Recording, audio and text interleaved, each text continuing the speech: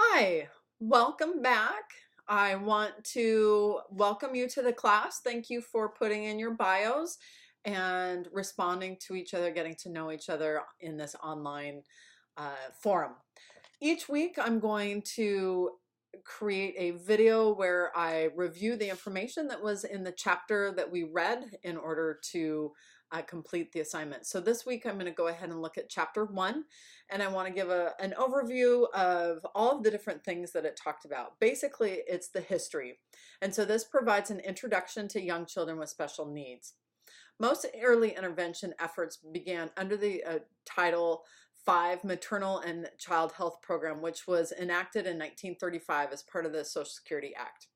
5 years prior to that, the federal government had addressed the issue of special education, establishing a section of exceptional children and youth in the Office of the Department of Health, Education, and Welfare. 30 years later, the federal government passed the Elementary and Secondary Education Act, ECED, which made significant funds available to schools who worked with ages 3 to 21-year-olds at an educational or physical disadvantage. Additionally, it created the Bureau for Education for the Handicapped and provided funds for research and demonstration projects.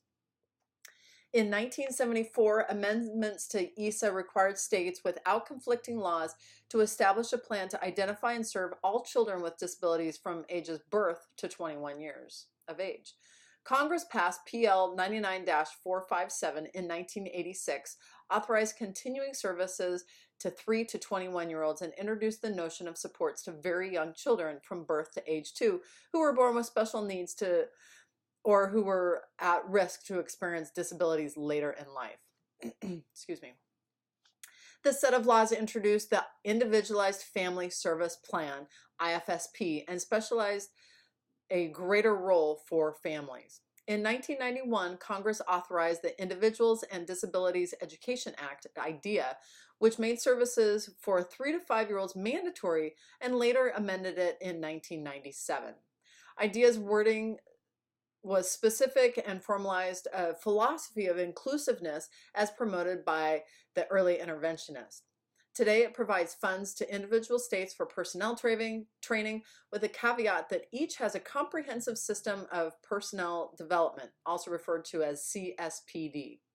Congress reauthorized ESA in 2001 as the No Child Left Behind Act, stated as NCLBA, but also referred to as Nickelby. Its primary goal was that every child should be reading at grade level by 3rd grade. It is important to note that in 2011, it was not renewed by Congress, though. Much of this legislation involved from 3 basic ethical arguments for early intervention. 1, promoting greater independence through preventing the child from learning incompetence. 2, reducing the child's long-term needs and removing society's burden. And 3, evolving public attitude towards individuals with disabilities through demonstrating the success of early intervention programs. Additionally, scientific evidence began to emerge to support these arguments, with findings suggesting that children experiencing environmental risk and early stimulation showed increases in general intelligence, whereas those without early stimulation actually showed an average decrease in measured intelligence. According to the Consortium for the Longitudinal Study and Perry Preschools report, fewer children were retained in grade and/or placed in special education once they reached school if they had received those early intervention helps. The early intervention groups scored higher on achievement tests and were more committed to school. Additionally, children who received early intervention were less likely to experience behavior problems outside of class or get into legal trouble. In general, the data seemed to suggest that it was physically responsible for schools to provide early intervention because such services saves money long-term by not having to provide special services later in life. They've also said, and this is an aside, that paying for preschool and early intervention then saves us from paying for incarceration later in life. Those savings appear to reach beyond educational settings to society as a whole via lower rates of incarceration, welfare, and unemployment compensation. In contrast, some investigators caution that positive findings should be carefully considered. For example, a study in 2005 by Cole and more in that group reported no differences in later long-term development, and that was a study of 174 15-year-olds. And in 2009, a review of studies conducting early intervention with preterm infants called into question the sustainability of early intervention. This review argued that gains made in preschool were not sustained into the school years and that motor gains were not sustained beyond intervention.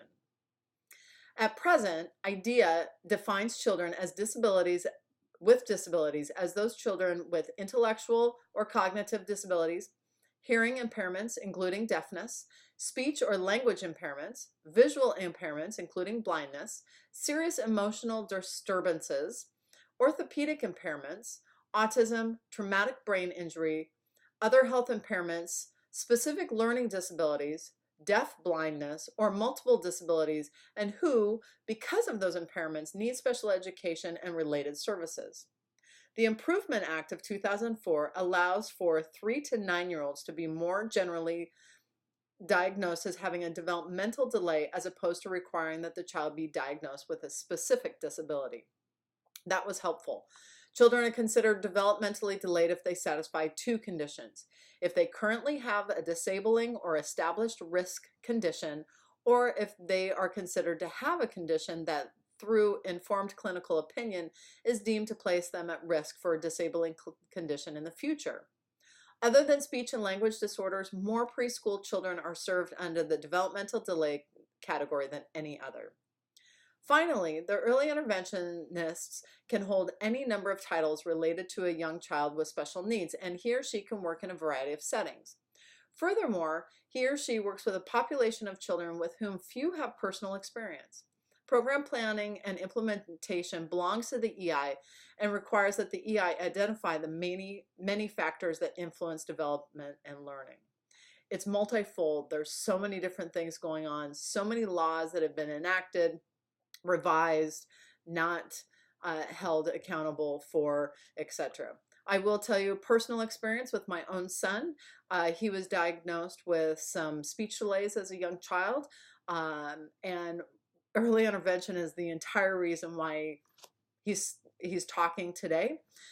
He had apraxia, and they worked with him, and we thought sign language was going to be his best language, but because of the work of the early interventionists and the hard work he put in, I joke now that he won't stop talking. So I am a huge proponent of early intervention for any kids.